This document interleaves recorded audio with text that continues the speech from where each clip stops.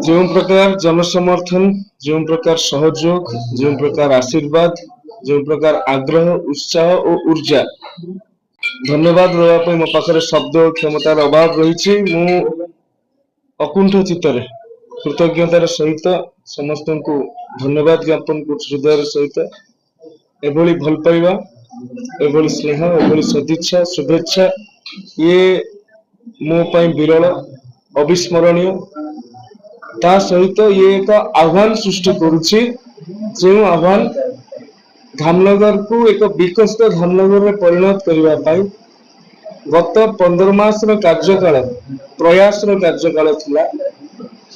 आगामी 5 वर्ष धामनगर वासी आशीर्वाद रे विकास 5 वर्ष हेबो ए कथा को मु चिंता करुछि एवं देइथिबा कथा मु केते रखिछि ताहाकु आधार करिकि धामनगरवासी आशीर्वाद प्रदान करिवे।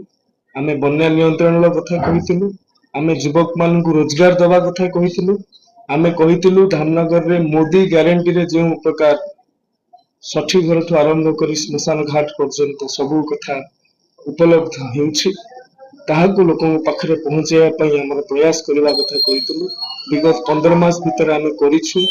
धामनगर रो विभिन्न समस्या, बन्या संपर्कित समस्या को आमे विधानसभा रे उठेइछु। विधानसभा भीतर हो, विधानसभा बाहर हो, दृढ़तार सहित युक्ति उपस्थापन करिछु। किछि समस्यार समाधान हेछि। बन्या बंध गुड़िक कैपिटल एम्बार्कमेंट हवा बाकी रही जाइछि। बंध गुड़िक आमे पिचु रास्तार परिणत करेइछु।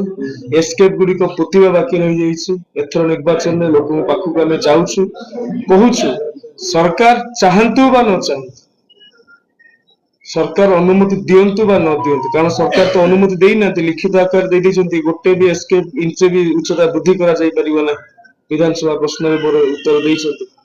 तो सरकार चाहंतु बा न चाहंतु धामनगर रो एस्केप गुड़िकर उच्चता वृद्धि करा जिवो बा पोता जिवो, ए कथा ए कमिटमेंट को नेके हम लोक पाखक बुझिबो। आमे युवक हाथ को रोजगार दबा कथा कहू। युवक माने धामनगर रे पाखा पाखी 15,000 पंजीकृत बेकारी अछंती एवं 50,000 अणपंजीकृत बेकारी अछंती। युवक मान को रोजगार दबा पई आमे असुराली रे स्किल इंडिया सेंटर करिछि। भारत वर्षर 5म स्किल इंडिया सेंटर धामनगर छकरे आसंता वर्ष पाखरु टेक्सटाइल पार्क आरंभ होइछि। आम पाखरे योजना अछि प्रत्येक पंचायत रे 100 पिला को 100 युवक युवती को चाकरी प्रदान करबा पई ए कथा को नै कि हम लोक पाखरु जे जो माने प्रधानमंत्री आवास रो वंचित होइछन्ते, जो माने प्रधानमंत्री खाद्य सुरक्षा योजना रो वंचित होइछन्ते, जो माने अन्य सरकारी आदब कायदा योजना रो वंचित होइछन्ते, से वंचित लोक मानक पाखरे उपलब्ध करबा पई सरकारी योजना हम माने संघर्ष करिथिलु। दुई थर ब्लॉक घेराव, तीडी ब्लॉक, धामनगर ब्लॉक केवल प्रधानमंत्री आवास को नै हम करिछु।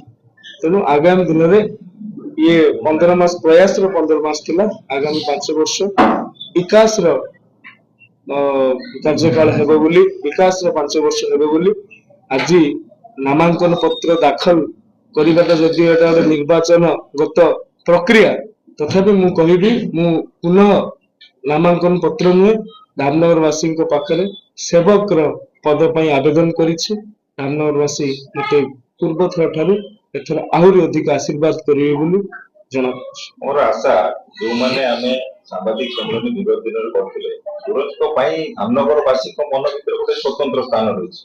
से स्थान को केमिति बजाय रखिबे एवं आपन से दृढ़ आत्मविश्वास ए केमिति निर्वाचन फलप्रद होतै।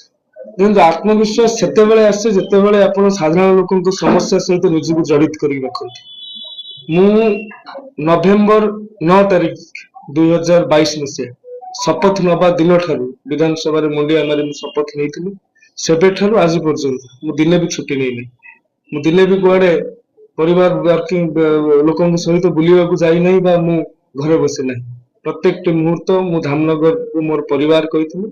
से परिवार से बड़ परिवार रो सुरक्षा, बड़ परिवार रो समृद्धि पई काम करिछि। सेति पई हुएत आज दिन रे संपर्क हृदय रे अछि, जोटा कि राजनीति रे विरल।